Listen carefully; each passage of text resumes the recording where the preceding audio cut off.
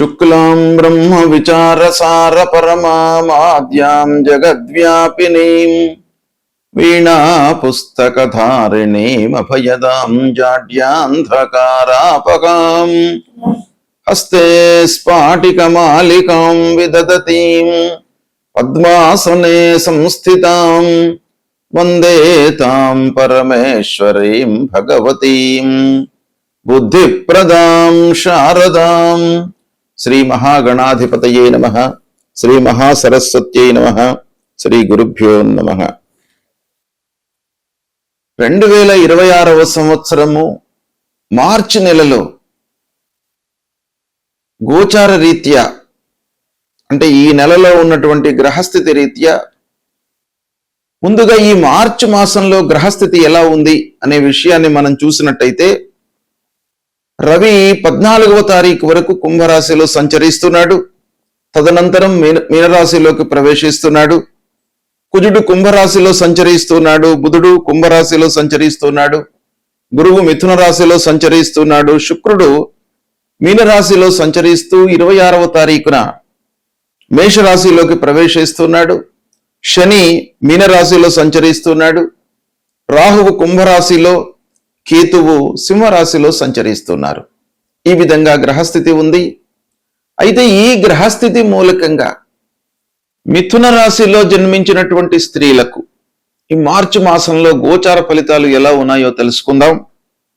ఈ మార్చి మాసంలో ఉన్నటువంటి గ్రహస్థితిని మనం దృష్టిలో పెట్టుకొని చూసినట్టయితే కొంత బాధ్యతలు పెరుగుతాయి. స్త్రీలకు ముఖ్యంగా పిల్లల విషయంలో కానివ్వండి, భర్త విషయంలో కానివ్వండి, కుటుంబ పెద్దల యొక్క స్థితిగతులను చూసుకునేటువంటి విషయంలో కానివ్వండి, కొంత బాధ్యతతో మెలగవలసినటువంటి అవకాశాలు ఈ మాసంలో ఎక్కువగా కనబడుతున్నాయి. కాకపోతే ఉద్యోగం చేస్తున్నటువంటి స్త్రీలకు ఈ నెలలో కొంత పనిభారం పెరుగుతోంది. బాధ్యతల మూలకంగా పనిభారము పెరగడం అంటే మీ పనితనాన్ని గుర్తించి మీకు ఎడిషనల్ వర్క్ అప్పజెప్పేటువంటి అవకాశాలు ఉన్నాయి. అది ఒక రకంగా పాజిటివ్ అయినప్పటికీ శారీరకంగా మీరు కొంత ఒత్తిడికి లోనయ్యేటువంటి అవకాశాలు కనబడుతున్నాయి. మీరు చేస్తున్నటువంటి వర్క్ ప్లేస్లో మీ యొక్క ప్రతిభను గుర్తిస్తారు. మీరు వర్క్ లోపల నిమగ్నమై చేయడం మూలకంగా మీ పనితనానికి గుర్తింపు లభిస్తుంది.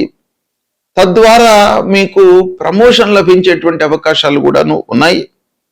ముఖ్యంగా గృహిణులకు శుభవార్త, శుభకార్యాలు చేస్తారు. మీ పిల్లల విషయంలోనే కానివ్వండి, భర్త విషయంలోనే కానివ్వండి, మీ విషయంలోనే కానివ్వండి, మంచి జరిగేటువంటి అవకాశాలు ఎక్కువగా కనబడుతున్నాయి. ఇక ఆర్థికంగా కొంత ఆదాయం పెరుగుతుంది. మరి ఎక్కువ మోతాదులో పెరగకపోయినప్పటికీ కొంత మీకు సంపాదన లోపల ఎన్హాన్స్మెంట్ అనేటువంటిది కనబడుతుంది. అది ఇంక్రీజ్ అవుతుంది. ఇకపోతే వస్తువులను కొనుగోలు చేసేటువంటి ఆలోచన చేస్తారు. స్త్రీలకు ముఖ్యంగా వస్తువులు, ఇంటికి కావలసినటువంటి వస్తువులు, వస్త్రాలు, ఆభరణాలు ఇలాంటి వాటిపై మక్కువ ఉంటుంది గనక ఈ మాసంలో ఇవి కొనాలి అనేటువంటి ఆలోచనకి ఎక్కువ ప్రాధాన్యత ఇస్తారు. అందులో కొంత ఆలస్యం జరిగేటువంటి అవకాశాలు ఉన్నాయి. అయినప్పటికీ మీరు కొనుగోలు చేస్తారు. భర్తతో మంచి అవగాహనతో ఉంటారు. దానిపైన మీరు ఫోకస్ పెట్టాలి. ఇకపోతే చిన్న చిన్న మాటల లోపల విభేదాలు తలెత్తేటువంటి అవకాశాలు ఉన్నాయి. ఇకపోతే పెళ్లి కొరకై చూస్తున్నటువంటి వాళ్ళు, ప్రయత్నాలు చేస్తున్నటువంటి వాళ్ళు, ఈ మిథున రాశి స్త్రీలకు ఈ మాసంలో అవకాశాలు బాగా ఉన్నాయి. సంతాన ప్రాప్తి కనబడుతుంది. ఆరోగ్యంపై జాగ్రత్తలు తీసుకోవాలి. ఇంటి లోపల మార్పులు కనబడుతున్నాయి. సేవింగ్ విషయం లోపల కూడాను స్త్రీలు ఈ మాసంలో కొంత ఫోకస్ పెట్టేటువంటి అవకాశాలు బాగా కనబడుతున్నాయి. కళారంగంలో ఉన్నటువంటి వారికి కూడాను గుర్తింపు లభిస్తుంది. ఈ విధంగా మిథున రాశిలో జన్మించినటువంటి స్త్రీలకు ఇలాంటి ఫలితాలు ఉన్నాయి. వీటిని గమనించి మీరు ఫాలో అయినట్టయితే సత్ఫలితాలను పొందే అవకాశాలు బాగా ఉంటాయి. గ్రహస్థితి ప్రతికూలంగా ఉన్నప్పుడు మనము ఏమి చేయాలి? మన వైపు నుండి కొన్ని కర్తవ్యాలు మనకు శాస్త్రంలో చెప్పబడి ఉన్నాయి. ఒకటి ప్రధానంగా ఏ గ్రహాలైతే మనకు ప్రతికూలంగా ఉన్నాయో వాటికి సంబంధించినటువంటి కారకత్వాలు, వాటికి సంబంధించినటువంటి వాటిపై మనము నియంత్రణతో ఉండాలి. అంతేకాకుండా అనుగ్రహము కొరకై కొన్ని పరిహారాలు చేసుకోవాలి. సూర్యుడు ప్రధానమైనటువంటి గ్రహము. సూర్యుడు ప్రతికూలంగా సంచరిస్తున్నప్పుడు అనారోగ్య సమస్యలు కానివ్వండి, శారీరక రుగ్మతలు, మానసికంగా ఇబ్బందులు, పనుల లోపల ఆటంకాలు, ఇలాంటివి మనకు జరిగేటువంటి అవకాశాలు ఉంటాయి. కాబట్టి సూర్యుడు ప్రతికూలంగా ఉన్నప్పుడు తప్పకుండా మనము మూలమంత్రాన్ని జపించడము. సూర్యుడికి సంబంధించినటువంటి మూలమంత్రము జపా కుసుమ సంకాశం కాశ్యపేయం మహద్యుతిం తమోరిం సర్వపాపఘ్నం ప్రణతోస్మి దివాకరం అనేటువంటి మూలమంత్రాన్ని ప్రతినిత్యం కూడాను చదువుకోవడము. తర్వాత సూర్యుడికి నమస్కారము చాలా ముఖ్యమైనటువంటిది. నమస్కార ప్రియో భానుహు అని మనకు శాస్త్రం చెప్తోంది. ఆ సూర్యనారాయణుడికి ప్రతినిత్యం కూడాను ఉదయం పూట లేచి 12 మార్లు సూర్యుడికి నమస్కారం చేసుకొని 3 సార్లు అర్ఘ్యప్రదానం చేసినట్టయితే మీకు ఆ సూర్యుడి యొక్క అనుగ్రహం లభిస్తుంది. తద్వారా ఆరోగ్య సమస్యలు మీ దరి చేరకుండా ఉంటాయి. అంటే మీరు ఆరోగ్యంగా ఉంటారు సూర్య నమస్కారాలు చేసినట్టయితే.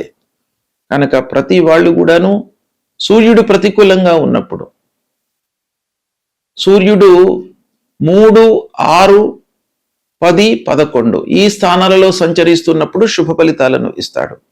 ఇవి కాకుండా మిగతా స్థానాలలో సంచరిస్తున్నప్పుడు మీరు పరిహారం చేసుకోండి. ప్రతినిత్యం కూడాను సూర్యుడికి నమస్కారాలు చేసినట్టయితే మీకు చాలా మంచి ఫలితం వస్తుంది. కనుక దీన్ని దృష్టిలో పెట్టుకోండి. ఇక రెండవది, మనకు ప్రతికూలమైనటువంటి ఫలితాలను ప్రభావితం చేసేటువంటి గ్రహము అంగారకుడు, అంటే కుజగ్రహము.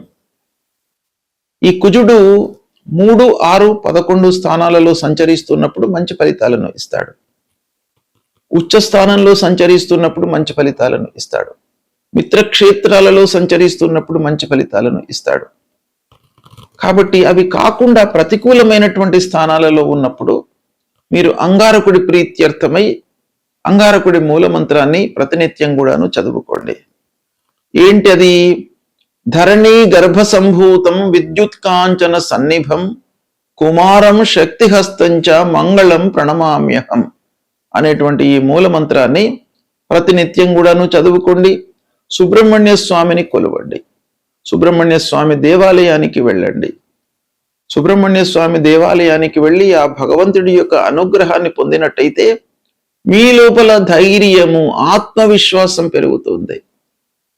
ధైర్యము, సాహసము, ఆత్మవిశ్వాసం అనేటువంటిది చాలా ముఖ్యమైనటువంటిది. పనుల లోపల మనకు విజయం చేకూర్చడానికి ఆత్మవిశ్వాసం చాలా ముఖ్యమైనటువంటి పాత్రను పోషిస్తుంది. కాబట్టి అది మీకు సుబ్రహ్మణ్య స్వామిని కొలవడం మూలకంగా వస్తుంది. కాబట్టి సుబ్రహ్మణ్య స్వామి దేవాలయానికి వెళ్ళండి. ఇక బుధుడు మీకు మంచి ఆలోచనలను, సమయస్ఫూర్తిని, తర్వాత వ్యాపారంలో మీకు అనుకూలతను ఇచ్చేటువంటి గ్రహము. అలాంటి బుధుడు మీకు ప్రతికూలంగా ఉన్నప్పుడు మీరు విష్ణు సహస్రనామ పారాయణం చేయండి. బుధుడికి సంబంధించినటువంటి మూలమంత్రంతో పాటుగా విష్ణు సహస్రనామ పారాయణం. ఒకవేళ విష్ణు సహస్రనామం చేయడానికి మీకు సమయము చిక్కనట్టయితే అందులో విష్ణు సహస్రనామాలలో ఉన్నటువంటి చివరి శ్లోకం వనమాలి గదీ శారంగి శంకీ చక్రీ చ నందకి శ్రీమాన్ నారాయణోర్విష్ణు వాసుదేవోభిరక్షతు అనేటువంటి ఈ మంత్రాన్ని ప్రతినిత్యం కూడాను చదువుకున్నట్టయితే మీకు ఆ భగవంతుడు శ్రీమన్నారాయణుడు మీకు మంచి ఆలోచనలను, సమయం లోపల నిర్ణయాలను తీసుకునేటువంటి ఒక మంచి బుద్ధిని ఇస్తాడు. తద్వారా మీకు వ్యాపారంలో లాభం చేకూరుతుంది. ఉద్యోగంలో మీరు మంచి స్థితిలో ఉంటారు.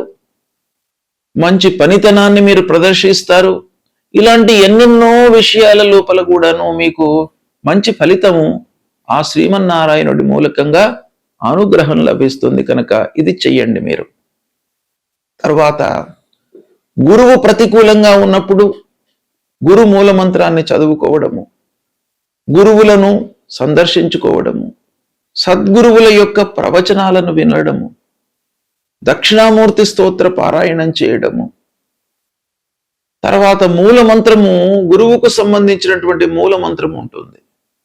దేవానాంచ ఋషీణాంచ గురుం కాంచన సన్నిభం వందనీయం త్రిలోకానాం తం నమామి బృహస్పతిం అనేటువంటి ఈ మూల మంత్రాన్ని ప్రతినిత్యం కూడాను చదువుకోండి. తల్లిదండ్రులను సేవించండి. ముఖ్యంగా గురువు మీకు ప్రతికూలంగా ఉన్నప్పుడు 2, 5, 7, 9, 11 ఈ స్థానాలలో సంచరిస్తున్నప్పుడు గురువు మీకు మంచి ఫలితాలను ఇస్తాడు. ఉచ్చ స్థానంలో ఉన్నప్పుడు మంచి ఫలితాన్ని ఇస్తాడు. మిత్రక్షేత్రంలో సంచరిస్తున్నప్పుడు మంచి ఫలితాలను ఇస్తాడు. శుభ దృష్టితో ఉన్నప్పుడు మంచి ఫలితాలను ఇస్తాడు. కనుక ఇది కాకుండా మిగతా స్థానాలలో సంచరిస్తున్నప్పుడు తప్పకుండా మీరు ఈ గురువుకు సంబంధించినటువంటి పరిహారాలు చేసుకోవాలి. ఏ స్థానంలో ఉన్నప్పటికీ తల్లిదండ్రుల యొక్క ఆశీర్వచనము, అనుగ్రహము మీకు చాలా అవసరము. కనుక ప్రతినిత్యం కూడాను తల్లిదండ్రులను మీరు సేవించండి. వాళ్ళ యొక్క ఆరోగ్య సమస్యలు, వాళ్ళ యొక్క బాగోగులను మీరు తెలుసుకోండి. వాళ్ళ మూలకంగా మీకు చాలా మంచి జరుగుతుంది. కాబట్టి తల్లిదండ్రులను ప్రేమించండి. ఇక శనీశ్వరుడు, శని మూలకంగా మీకు కొన్ని పనుల లోపల ఆలస్యము, ఆర్థిక సమస్యలు జరుగుతాయి.